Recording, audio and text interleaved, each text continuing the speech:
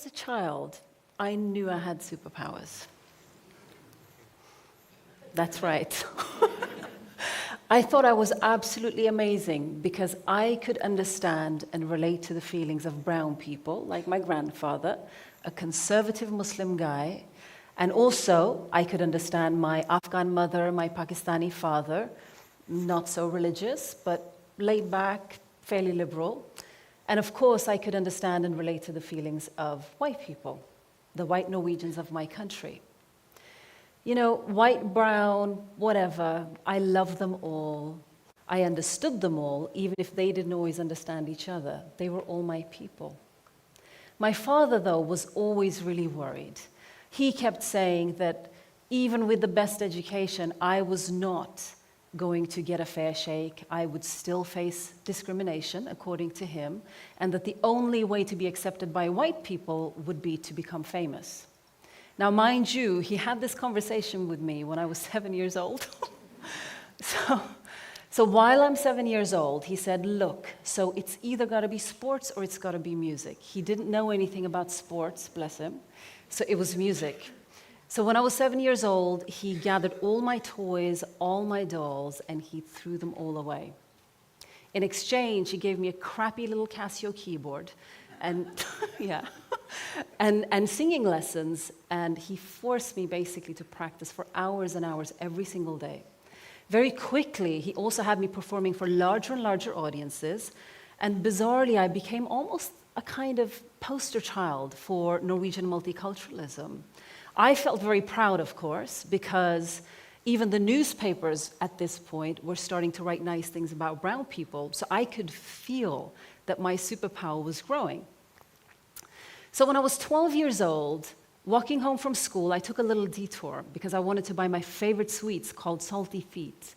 I absolutely love them. So on my way into the store, there was this grown white guy in the doorway blocking my way, so I tried to walk around him. And as I did that, he stopped me, and he was staring at me. And he spit in my face, and he said, get out of my way, you little black bitch, you little packy bitch, go back home where you came from. I was absolutely horrified. I was staring at him. I was too afraid to wipe the spit off my face, even as it was mixing with my tears. I remember looking around, hoping that any minute now, a grown-up is going to come and make this guy stop. But instead, people kept hurrying past me and pretended not to see me. I was very confused because I was thinking, well, my white people, come on, where are they? What's going on? How come they're not coming and rescuing me? So needless to say, I didn't buy the sweets. I just ran home as fast as I could. Things were still okay, though, I thought. As time went on, the more successful I became, I eventually started also attracting harassment from brown people. Some men in my parents' community felt that it was unacceptable and dishonorable for a woman to be involved in music and to be so present in the media. So very quickly, I was starting to become attacked at my own concerts. I remember one of the concerts, I was on stage, I leaned in to the audience, and the last thing I see is a young brown face, and the next thing I know is some sort of chemical is thrown in my eyes. And I remember I couldn't really see, and my eyes were watering, but I kept singing anyway. I was spit in the face in the streets of Oslo, this time, by brown men. They even tried to kidnap me at one point. The death threats were endless. I remember one older bearded guy stopped me in the street one time and he said, the reason I hate you so much is because you make our daughters think they can do whatever they want. A younger guy warned me to watch my back. He said, music is un-Islamic and the job of whores, and if you keep this up, you are going to be raped and your stomach will be cut out so that another whore like you will not be born. Again, I was so confused. I couldn't understand what was going on. My brown people now starting to treat me like this. How come? Instead of bridging the worlds, the two worlds, I felt like I was falling between my two worlds. I suppose for me, spit was kryptonite. So by the time I was 17 years old, the death threats were endless and the harassment was constant. It got so bad, at one point my mother sat me down and said, look, we can no longer protect you. We can no longer keep you safe, so you're going to have to go. So I bought a one-way ticket to London. I packed my suitcase and I left. My biggest heartbreak at that point was that nobody said anything. I had a very public exit from Norway. My brown people, my white people, nobody said anything. Nobody said, hold on, this is wrong. Support this girl, protect this girl because she's one of us. Nobody said that. Instead, I felt like, at the airport, on the baggage carousel, you have this different suitcases going round and round, and there's always that one suitcase left at the end, the one that nobody wants, the one that nobody comes to claim. I felt like that. I'd never felt so alone. I'd never felt so lost. So after coming to London, I did eventually resume my music career. Different place, but unfortunately the same old story. I remember a message sent to me saying that I was going to be killed and that rivers of blood were going to flow and that I was going to be raped many times before I died. By this point, I have to say I was actually getting used to messages like this. But what became different was that now they started threatening my family. So once again, I packed my suitcase, I left music, and I moved to the US. I'd had enough. I didn't want to have anything to do with this anymore. And I was certainly not going to be killed for something that wasn't even my dream. It was my father's choice. So I kind of got lost. I kind of fell apart. But I decided that what I wanted to do is to spend the next however many years of my life supporting young people and to try to be there in some small way, whatever way that I could. So I started volunteering for various organizations that were working with young Muslims inside of Europe. And to my surprise, what I found was so many of these young people were suffering and struggling. They were facing so many problems with their families and their communities who seemed to care more about their honor and their reputation than the happiness and the lives of their own kids. I started feeling like maybe I wasn't so alone, maybe I wasn't so weird. Maybe there are more of my people out there. The thing is, what most people don't understand is that there are so many of us growing up in Europe who are not free to be ourselves. We're not allowed to be who we are. We are not free to marry or to be in relationships with people that we choose. We can't even pick our own career. This is the norm in the Muslim heartlands of Europe. Even in the freest societies in the world, we're not free. Our lives, our dreams, our future does not belong to us. It belongs to our parents and their community.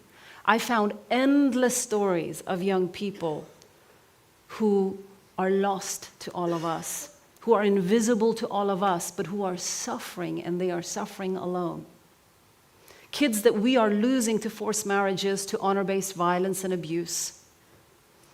So eventually I realized after several years of working with these young people that I will not be able to keep running. I can't spend the rest of my life being scared and hiding, and that I'm actually going to have to do something. And I also realized that my silence, our silence, allows abuse like this to continue. So I decided that I wanted to put my childhood superpower to some use by trying to make people on the different sides of these issues understand what it's like to be a young person stuck between your family and your country. So I started making films and I started telling these stories. And I also wanted people to understand the deadly consequences of us not taking these problems seriously. So the first film I made was about Banaz. She was a 17-year-old Kurdish girl in London. She was obedient. She did whatever her parents wanted. She tried to do everything right. She married some guy that her parents chose for her, even though he beat and raped her constantly. And when she tried to go to her family for help, they said, well, you got to go back and be a better wife. Because they didn't want a divorced daughter on their hands, because of course, that would bring dishonor on the family. She was beaten so badly her ears would bleed. And when she finally left, And she found a young man that she chose and she fell in love with. The community and the family found out, and she disappeared. She was found 3 months later. She'd been stuffed into a suitcase and buried underneath a house. She had been strangled. She had been beaten to death by 3 men, 3 cousins, on the orders of her father and uncle. The added tragedy of Banaz's story is that she had gone to the police in England 5 times asking for help, telling them that she was going to be killed by her family. The police didn't believe her, so they didn't do anything. And the problem with this is that not only are so many of our kids facing these problems within their families and within their families' communities, but they're also meeting misunderstandings and the apathy in the countries that they grow up in. When their own families betray them, they look to the rest of us. And when we don't understand, we lose them. So, while I was making this film, several people said to me, well, Deeyah, this is just their culture. This is just what those people do to their kids, and we can't really interfere. I can assure you, being murdered is not my culture.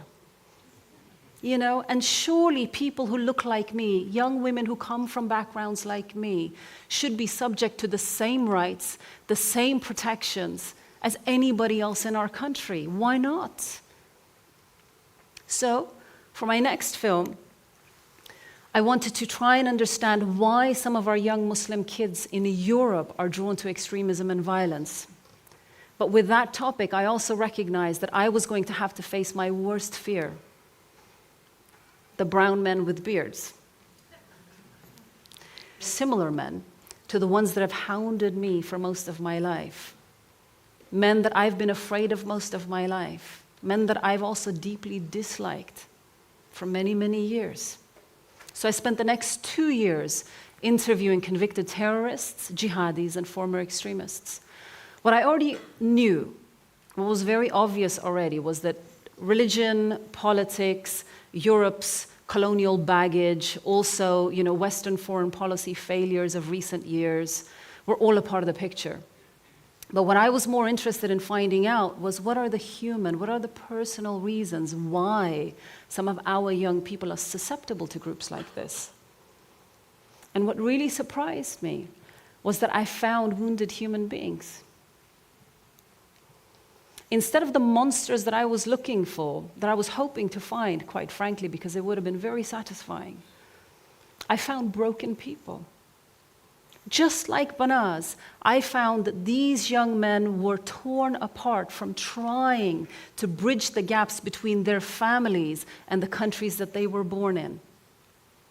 And what I also learned is that extremist groups, terrorist groups, are taking advantage of these feelings of our young people and channeling that towards violence. Come to us, they say. Reject both sides, your family and your country, because they reject you. For your family, their honor is more important than you. And for your country, a real Norwegian, Brit, or a French person will always be white and never you. They're also promising our young people the things that they crave: significance, heroism, a sense of belonging and purpose, a community that loves and accepts them. They make the powerless feel powerful, the invisible and the silent are finally seen and heard. This is what they're doing for our young people. Why are these groups doing this for our young people and not us? The thing is, I'm not trying to justify or excuse any of the violence.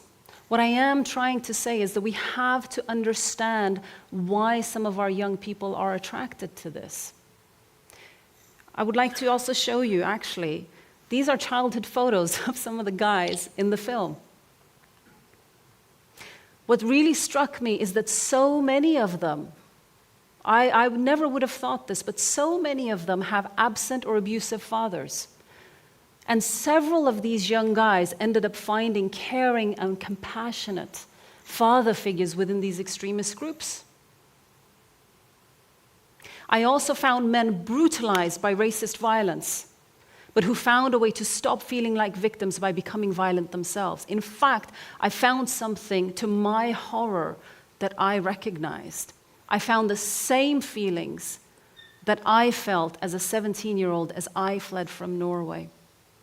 The same confusion, the same sorrow, the same feeling of being betrayed and not belonging to anyone.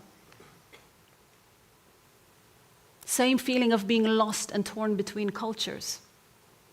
Having said that, I did not choose distraction. I chose to pick up a camera instead of a gun. And the reason I did that is because of my superpower. I could see that understanding is the answer instead of violence. Seeing human beings with all their virtues and all their flaws, instead of continuing the caricatures, the us and them, the villains and victims. I'd also finally come to terms with the fact that my two cultures didn't have to be on a collision course, but instead became a space where I found my own voice. I stopped feeling like I had to pick a side. But this took me many, many years. There are so many of our young people today who are struggling with these same issues, and they're struggling with this alone. And this leaves them open like wounds. And for some, the worldview of radical Islam becomes the infection that festers in these open wounds. There's an African proverb that says, if the young are not initiated into the village, they will burn it down just to feel its warmth. I would like to ask, to Muslim parents and Muslim communities, will you love and care for your children without forcing them to meet your expectations? Can you choose them instead of your honor? Can you understand why they're so angry and alienated when you put your honor before their happiness? Can you try to be a friend to your child so that they can trust you and want to share with you their experiences rather than having to seek it somewhere else? And to our young people tempted by extremism, can you acknowledge that your rage is fueled by pain? Will you find the strength to resist those cynical old men who want to use your blood for their own profits? Can you find a way to live? Can you see that the sweetest revenge is for you to live a happy, full, and free life, a life defined by you and nobody else? Why do you want to become just another dead Muslim kid? And for the rest of us, when will we start listening to our young people? How can we support them in redirecting their pain into something more constructive? They think we don't like them. They think we don't care what happens to them. They think we don't accept them. Can we find a way to make them feel differently? What will it take for us to see them and notice them before they become either the victims or the perpetrators of violence? Can we make ourselves care about them and consider them to be our own, and not just be outraged when the victims of violence look like ourselves? Can we find a way to reject hatred and heal the divisions between us? The thing is, we cannot afford to give up on each other or on our kids, even if they've given up on us. We are all in this together. And in the long term, revenge and violence will not work against extremists. Terrorists want us to huddle in our houses in fear, closing our doors and our hearts. They want us to tear open more wounds in our societies so that they can use them to spread their infection more widely. They want us to become like them, intolerant, hateful, and cruel. The day after the Paris attacks, a friend of mine sent this photo of her daughter. This is a white girl and an Arab girl. They're best friends. This image is the kryptonite for extremists. These two little girls, with their superpowers, are showing the way forward towards a society that we need to build together. A society that includes and supports rather than rejects our kids. Thank you for listening.